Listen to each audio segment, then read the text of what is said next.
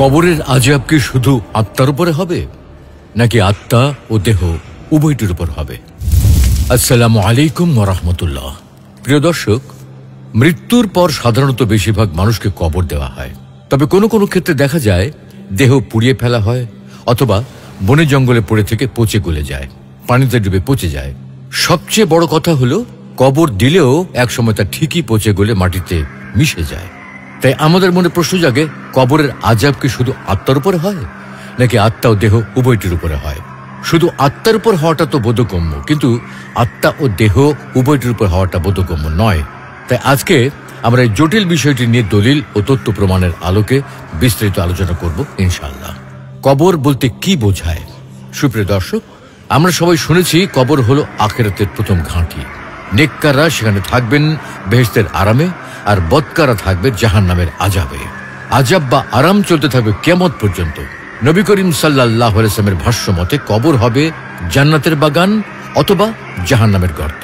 অন্য হাদিসে এসেছে, কবর আখিরাতের প্রথম মঞ্জিল। কেউ তা থেকে রক্ষা পেলে পরের ঘাঁটিগুলো থেকে রক্ষা পাওয়া সহজ হবে, এবং তা থেকে রক্ষা না পেলে পরের ঘাঁটিগুলো পাড়ি দেওয়া কিন্তু কঠিন হবে। প্রিয় দর্শক, আলোচ্য দুইটি হাদিস সহ অসংখ্য হাদিসে কবর শব্দটি উল্লেখ করা হয়েছে। কোন হাদিসে কবরের অস্তিত্বের কথা বলা হয়েছে, কোন হাদিসে কবরের কঠিন আযাবের কথা রয়েছে, আবার কোন হাদিসে কবরের আযাব থেকে বাঁচার প্রার্থনা করা হয়েছে। কিন্তু এই কবর মানে কি? কবর মানে কি গর্ত, নাকি মাটি চাপা দেওয়া? আসলে ইসলামের দৃষ্টিতে মানুষের জীবন হলো দুইটি, দুনিয়ার জীবন এবং আখিরাতের জীবন। দুনিয়ার জীবন শুরু হয় মায়ের গর্ভ থেকে জন্মলাভ করার মাধ্যমে, আর আখিরাতের জীবন শুরু হয় হাসরের মাঠে পুনরুত্থানের মাধ্যমে। এই দুই জীবনের মাঝখানে একটি সাময়িক জীবন আছে। আল কোরআনের ভাষায় সেই মধ্যবর্তী জীবনকে বলা হয় বারজাখ। বারজাখ অর্থ হচ্ছে পর্দা বা প্রতিবন্ধক, যা দুটি জিনিসের মধ্যে আড়াল বা প্রতিবন্ধকতা সৃষ্টি করে। যেহেতু বারজাখের জীবন দুনিয়া এবং আখিরাত এই দুই জীবনের মধ্যে পর্দার মতো আড়াল তৈরি করে, তাই একে বারজাখ বলা হয়। যেমন মৃত্যুর সময় মানুষের বেঁচে থাকার আকাঙ্ক্ষার কথা উল্লেখ করে আল্লাহ রাব্বুল আলামিন পবিত্র কোরআনে বলছেন, যখন কারো মৃত্যু এসে যায় তখন সে আকুতি করে বলে, হে আমার রব, আমাকে আরো কটা দিন বেঁচে থাকতে দিন। কখনো নয়, কাউকে আর বিন্দুমাত্র সুযোগ দেওয়া হবে না। পবিত্র কোরআনে আরো উল্লেখ আছে, মৃত্যুর পর তাদের সামনে রয়েছে বারজাখ, যা প্রলম্বিত হবে হাসরের মাঠে। মৃত্যুবরণের পর থেকে মানুষের জীবনে এই যে অধ্যায় শুরু হয় তাকে বারজাখ বলা হয়। এই সময় অধিকাংশ মানুষকে মাটিতে গর্ত খুঁড়ে সমাহিত করা হয়, যাকে এক কথায় কবর দেওয়া বলা হয়। তবে কোনো কোনো মানুষকে ইচ্ছাকৃতভাবে মাটিতে সমাহিত করা হয় না, অথবা সমাহিত করার সুযোগ হয় না। কাউকে হয়তো আগুনে পুড়িয়ে ছাই করে ফেলা হয়, কেমিক্যাল দিয়ে গলিয়ে ফেলা হয়, বনে জঙ্গলে পড়ে থেকে পচে গলে যায়, হিংস্র জন্তু খেয়ে ফেলে, কিংবা পানিতে ডুবে পচে যায়। তো যাই হোক, মৃত্যু পরবর্তী এই পরিস্থিতিটাকেই বলা হয় বারজাখের জীবন। চাই কবর দেওয়া হোক, পুড়িয়ে ফেলা হোক, পচে যাক বা অন্য কিছু হোক।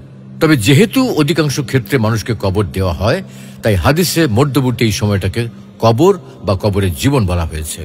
সুতরাং এই আলোচনার ভিত্তিতে বলা যায়, কবর মানে শুধু মাটিতে সমাহিত করা নয়, বরং কবর মানে হলো মৃত্যু পরবর্তী সময়, যা পুনরুত্থান পর্যন্ত প্রলম্বিত হবে। এক কথায় মৃত্যুর পর থেকে হাসরের মাঠে জীবিত হওয়ার আগ পর্যন্ত সময়কে বারজাখ বা কবর বলা হয়। কবরের আযাব কি সত্য? প্রিয় দর্শক, আহলে সুন্নাহ ওয়াল জামাতের সর্বসম্মত আকীদা হলো, প্রযোজ্য ক্ষেত্রে কবরের আযাব সত্য।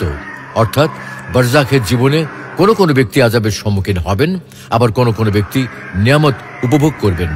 যে শাস্তির যোগ্য সে আযাব ভোগ করবে, আর যিনি পুরস্কারের যোগ্য তিনি নিয়ামত উপভোগ করবেন। কিন্তু প্রশ্ন হলো, আযাব মানে কি? যা সহ্য করা কষ্টকর তাকে আরবি ভাষায় আযাব বলা হয়। অর্থাৎ শারীরিকভাবে যদি কোনো কিছু সহ্য করা কষ্টকর হয়, সেটাকে যেমন আযাব বলা হয়, তেমনি মানসিকভাবে যা কিছু সহ্য করা কষ্টকর সেটাকেও আযাব বলা হয়। তাছাড়া শারীরিক বা মানসিক তীব্র কষ্টকেও আযাব বলা হয়। মানসিক কষ্ট হলো ভালোবাসার কষ্ট, আর শারীরিক কষ্ট হলো সফর বা ভ্রমণের কষ্ট। যেমন একটি হাদিসে এসেছে, সফর হলো এক ধরনের আযাব। অতএব বোঝা যায় আযাব মানে হলো শারীরিক নির্যাতন, মানসিক নির্যাতন, অথবা শারীরিক মানসিক উভয় ধরনের নির্যাতন। আর কবরের আযাব মানে হলো বারজাখের জীবনে শারীরিক নির্যাতন, মানসিক নির্যাতন, অথবা শারীরিক মানসিক উভয় ধরনের নির্যাতন। আয়েশা রাদিয়াল্লাহু তাআলা আনহা থেকে বর্ণিত, এক ইহুদি নারী কবর আযাব সম্পর্কে আলোচনা করে তাকে দোয়া করে বলল, আল্লাহ আপনাকে কবর আযাব হতে রক্ষা করুন। পরে তিনি এই সম্পর্কে রাসূলুল্লাহ সাল্লাল্লাহু আলাইহি ওয়াসাল্লামের নিকট জিজ্ঞাসা করলেন। তিনি বললেন, হ্যাঁ, কবর আযাব সত্য। আল্লাহ তাআলা মদিনার মুনাফিকদের সম্পর্কে বলেন, অচিরেই আমি তাদের 2 বার আযাব দেব, অতঃপর আমি তাদের নিয়ে যাব মহাশাস্তির দিকে। এই আয়াতে আল্লাহ তাআলা বলছেন মুনাফিকদের 2 বার আযাব দেওয়া হবে। কোন কোন তাফসীরবিদ বলেন, এখানে 2 বার বলতে একবার দুনিয়ার জীবনে ভয়, ক্ষুধা ও যুদ্ধে পরাজয় ইত্যাদি শাস্তি বোঝানো হয়েছে, আরেকবার কবরের জীবনের শাস্তি বোঝানো হয়েছে। তবে অন্যান্য তাফসীরবিদদের মতে 2 বার বলতে একবার দুনিয়ার জীবনে ধন সম্পদ ও সন্তান সন্ততির ক্ষতি এবং আরেকবার আখিরাতে জাহান্নামের শাস্তি বোঝানো হয়েছে। অন্যত্র আল্লাহ তাআলা ফেরাউন ও তার পরিবার সম্পর্কে বলেন, সকাল সন্ধ্যায় তাদের আগুনের সামনে উপস্থিত করা হয়, আর যেদিন কিয়ামত সংঘটিত হবে সেদিন বলা হবে, ফেরাউন সম্প্রদায়কে কঠিনতম শাস্তিতে নিক্ষেপ করো। মুফাসসিরগণ বলেন, আলোচ্য আয়াতে সকাল সন্ধ্যায় আগুনের সামনে উপস্থিত করার মাধ্যমে বারজাখের আযাবের কথা বলা হয়েছে, কেননা আয়াতের পরের অংশে সুস্পষ্টভাবে কিয়ামতের দিন কঠিনতম শাস্তিতে নিক্ষেপের কথা উল্লেখ করা হয়েছে। সুতরাং এতে বোঝা যায় মৃত্যুর পর বারজাখ বা কবরেও আযাব হবে, আবার আখিরাতেও আযাব হবে। অর্থাৎ প্রযোজ্য ক্ষেত্রে কবরের আযাব সত্য। কবরের আযাব আত্মা নাকি দেহের উপর হবে? প্রিয় দর্শক, এতক্ষণের আলোচনা থেকে প্রমাণিত হয়েছে কবরের আযাব সত্য। তবে কথা হলো, আযাব কি শুধু আত্মার উপর হবে নাকি আত্মা ও দেহ উভয়টির উপর হবে? প্রথম কথা হলো, আত্মা বা রূহ আল্লাহর নির্দেশ মাত্র, সেটা অক্ষত থাকে, সুতরাং তার উপর শাস্তির বিষয়টি পরিষ্কার। ঘুমন্ত ব্যক্তি স্বপ্নে যত আঘাত বা কষ্ট পায় সবই রূহের উপর হয়, দেহের উপরে নয়। তারপরেও দেখা যায় মানুষ তাতে কষ্ট পায়, যন্ত্রণা ভোগ করে, কখনো ঘামে তার শরীর ভিজে যায়। তাই আত্মার শাস্তি অনুভব একটি স্বাভাবিক বোধগম্য বিষয়। ধরা যাক একটা পোস্টপেড সিম কার্ড, আপনি সারা মাস ফোন ব্যবহার করবেন, এরপর মাস শেষে আপনার কাছে বিল আসবে, আপনি সেই বিল পরিশোধ করবেন। একবার মোবাইল অপারেটর কোম্পানিকে ফাঁকি দেওয়ার চেষ্টা করুন। সারা মাস ধরে আপনার পোস্টপেড সিম কার্ড ব্যবহার করে দেশ বিদেশে কথা বলুন, ইন্টারনেটে ভিডিও দেখুন, গেমস খেলুন, বড় ফাইল ডাউনলোড করুন, বেশি বেশি খরচ করুন। যে সিম কার্ডে মাসে 1000 টাকা বিল আসে, সেই সিম কার্ডে লক্ষ টাকা খরচ করুন। এরপরে মাসের শেষে মাটিতে গর্ত করে সিম কার্ডটি পুঁতে রাখুন। এভাবে কি বিল পরিশোধ করা থেকে বাঁচতে পারবেন? আচ্ছা, সিম কার্ডটি যদি পুড়িয়ে ফেলেন তাহলে কি বিল দেওয়া থেকে রক্ষা পাবেন? এর উত্তর আমাদের সবার জানা, সিম কার্ডটি যেভাবেই নষ্ট করা হোক না কেন, বিল কিন্তু আপনাকে পরিশোধ করতেই হবে। বিল দেওয়া থেকে কোনোভাবেই রক্ষা পাওয়া যাবে না। সিম কার্ড নষ্ট করে ফেললেও বিল কিন্তু আপনাকে দিতেই হবে। এমন করাটা সম্ভব হলো কিভাবে জানেন? 2টি কারণে এটা সম্ভব হয়েছে। সিম কার্ডের ভেতরে কোনো হিসাব নেই, টাকার হিসাব আছে কোম্পানির কাছে। সিম কার্ড নষ্ট হলে কিছুই যায় আসে না, কারণ কোম্পানির সিম কার্ডের কাছ থেকে টাকা নেয় না, টাকা নেয় আপনার আমার কাছ থেকে। সিম কার্ড নষ্ট হলে কিছুই যায় আসে না। এই সামান্য বিষয়টা বুঝলে মৃত্যুর পরের আযাবের ব্যাপারটা বুঝতে পারবো। মৃত্যুর পর মৃতদেহকে মাটিতে পুঁতে ফেলুক, পানিতে ফেলে দিক, আগুনে পুড়ে ফেলুক, যেটাই করুক না কেন, প্রযোজ্য হলে আযাব ভোগ করতেই হবে। কারণ পাপ পুণ্যের হিসাব, শাস্তির হিসাব কোনোটাই ওই মৃতদেহে নেই। সেই হিসাব আল্লাহ সংরক্ষণ করেছেন। তাই মৃতদেহ নষ্ট হলে কিচ্ছুই যায় আসে না।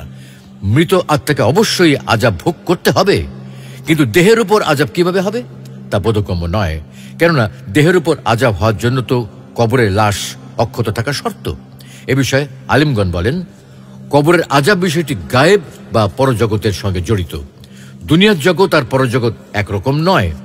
দুনিয়ার জীবনে আত্মা হলো প্রধান আর দেহ হলো অনুগামী।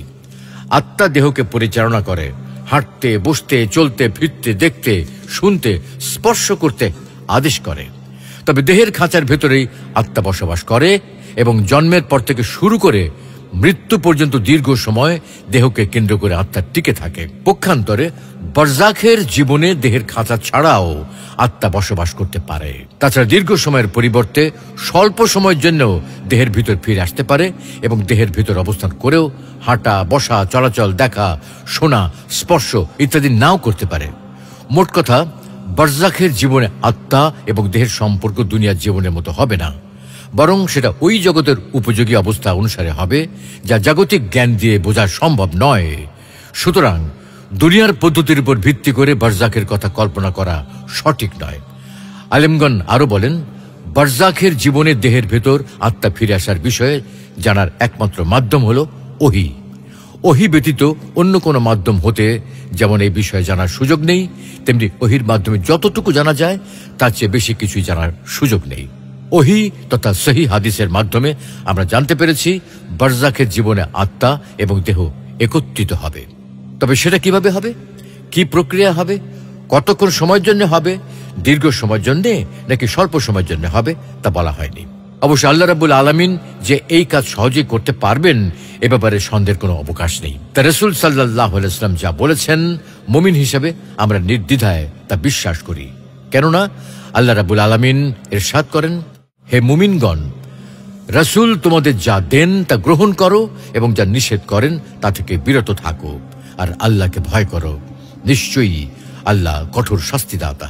আল্লাহ এবং আল্লাহ রাসূল আমাদেরকে গায়েব সম্পর্কে যা কিছু জানিয়েছেন, আলমে বারজাক সম্পর্কে যা কিছু জানিয়েছেন, আখিরাত সম্পর্কে যা কিছু জানিয়েছেন, আমরা তা দৃঢ়চিত্তে বিশ্বাস করি।